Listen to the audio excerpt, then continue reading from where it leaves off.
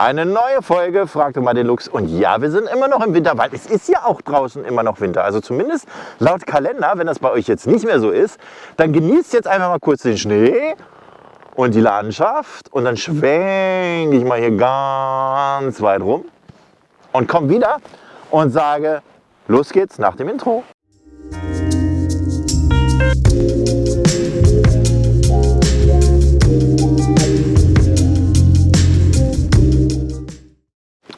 Das war das Intro und ihr seid bei Frag doch mal den Lux, eurer kleinen, schönen Q&A-Show auf YouTube mit dem Lux. Und ich habe eine kurze Frage noch so gesehen. Der möchte nicht genannt werden, derjenige, der die Frage gestellt hat. Und ich hoffe, mein Akku macht jetzt noch mit. Und zwar hat er die Frage gestellt, wie fängt man am besten mit dem Mountainbiken an? Kurze Antwort, einfach draufsteigen. Also da gibt es gar nichts Großes zu diskutieren irgendwie oder zu sagen, ach, musst du das machen und das kaufen und dies.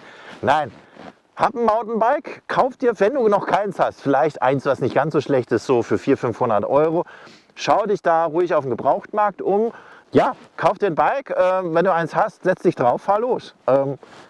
Fahr, bau dir Kondition auf, das ist das Allerwichtigste, was du brauchst beim Mountainbiken. Und dann fahr einfach vor allem in den Wäldern rum. Ja, treib dich nicht in der Stadt rum, fahr durch die Wälder. Und wenn du dich in der Stadt rumtreibst, ja gut, dann versuch mal so hier mal eine Stufe mitzunehmen oder eine Treppe. Aber vorsichtig, ich will da keine bösen Worte hören. Ja, also immer mit Schutzausrüstung sowas machen, nicht einfach blind drauf los, das ist Quatsch. Und ja, dann einfach üben, auf Trails fahren, auf Single Trails fahren, durch eben Schotter fahren und sowas. Und dann kriegt man automatisch ein Gefühl dafür. Und dann kann man sich weiterentwickeln. Dann sagt man vielleicht, man fährt irgendwann Downhill oder auch nicht. Gut, das viel, also das dazu. Ach, ich habe eben die 13. Folge abgedreht, das Pech schwappt weiter. Das dazu. Ich darf dich ja nicht nennen, aber ich hoffe, das hat dir ein bisschen weitergeholfen. Er hat aber noch eine andere Frage gestellt, da gehe ich jetzt auch noch mal kurz drauf ein. Woran kann man vielleicht unterscheiden, ob jemand die Sachen nur einfach so trägt oder ob er es wirklich mag? Also sprich ein Gearhead ist. Gute Frage. Ich glaube, wenn es da ein einfaches Mittel gäbe, um das zu verstehen, um sagen zu können, jo, also ne, wenn das und das ist, dann trägt er die nicht nur zum Spaß. Nee, also ich kann dir da nicht eine 100%ige Antwort geben, aber ein Indikator ist vielleicht, wenn man sieht, dass derjenige zum Beispiel viele Bilder drin hat im Gear. Das muss nichts heißen, aber wenn derjenige lange schon drin ist und vielleicht auch hingeschrieben hat, von wann die Bilder sind, also über mehrere Jahre zum Beispiel, und wenn er dir zum Beispiel sehr gut Auskunft geben kann, auf was er steht, dann kannst du dir, glaube ich, sicher sein, ist es ein Gearhead. Wenn derjenige aber nicht viel dazu sagen kann, ja, und letztlich vielleicht auch nur eine Gear hat oder so, dann ist er entweder gerade noch am Anfang oder er ist halt kein Gearhead und wechselt einfach nur die Gear, weil er merkt. Und da sind wir wieder beim Thema Gear-Influencer. Das Video blende ich jetzt mal da oben ein. Hier, da. Ja.